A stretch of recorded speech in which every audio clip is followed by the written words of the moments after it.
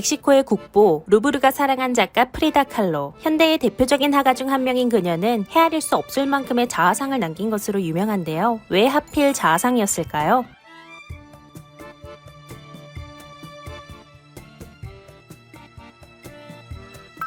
프리다 칼로는 1907년 멕시코의 코요아칸에서 태어났습니다. 유대계 독일인이었던 아버지 비렐름 칼로는 독일어로 평화를 뜻하는 프리다라는 이름을 딸에게 주었죠. 하지만 그녀의 삶은 평화와는 거리가 멀었습니다. 6살 때 그녀는 소아마비로 인해 오른쪽 다리를 절게 되었고 친구들은 나무다리 프리다라며 놀렸습니다. 어린 나이에 이미 주변으로부터 소외된 채 살아야 했지만 총명했던 프리다는 명문 국립예비학교에 들어갔는데요. 18살이 되던 시기 또 한 번 거대한 불행이 닥쳐왔습니다. 버스가 전차와 충돌하는 큰 교통사고가 난 것이었는데요. 대퇴골과 갈비뼈, 왼쪽 다리와 골반이 골절되는 중상을 입었습니다. 목숨을 건졌다는 게 행운일 정도의 사고였죠. 그녀는 깁스를 한 채 침대에 누워 두 손만을 움직일 수 있었습니다. 부모는 그녀에게 누워서 그림을 그릴 수 있는 이젤을 마련해 주었고 동시에 천장에 거울을 붙여주었죠. 프리다 칼로는 거울에 비친 자신의 모습을 관찰하며 자아상을 그리기 시작했습니다. 지독한 고통을 견디고 또 견디는 시간 동안 그녀에게는 자기 자신이 동료이자 예술적 주제가 되어갔습니다. 사고 후 꼬박 9개월 동안 전신에 깁스를 한 채 침대에 누워 있었고 이후 수차례의 수술 이후 기적적으로 걸을 수 있게 되었는데요.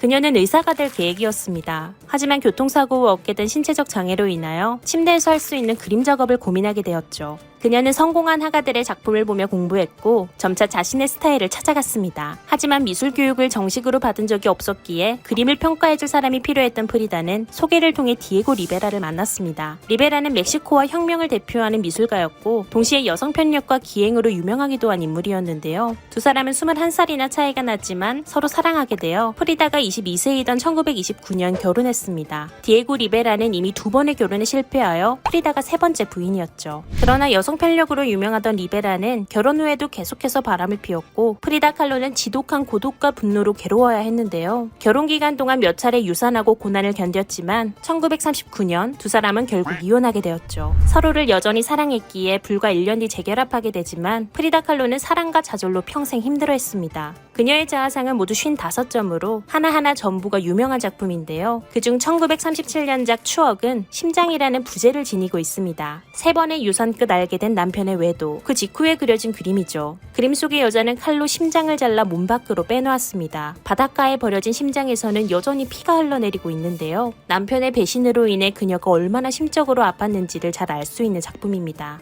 또한 1944년작 부서진 기둥을 보면 그녀가 평생 동안 견뎌야 했던 육체적 고통이 고스란히 드러나 있습니다. 황량한 대지 위에선 프리다의 몸은 열려있고 그 가운데 척추는 신전의 기둥처럼 보입니다. 하지만 그 기둥 또한 무너지려 하고 있고 그것을 막으려 프리다는 금속 띠를 두르고 있죠. 온몸에 못이 촘촘하게 박혀있는 프리다 칼로의 자아상은 육체적 고통에 대한 가장 솔직한 고백으로 보입니다.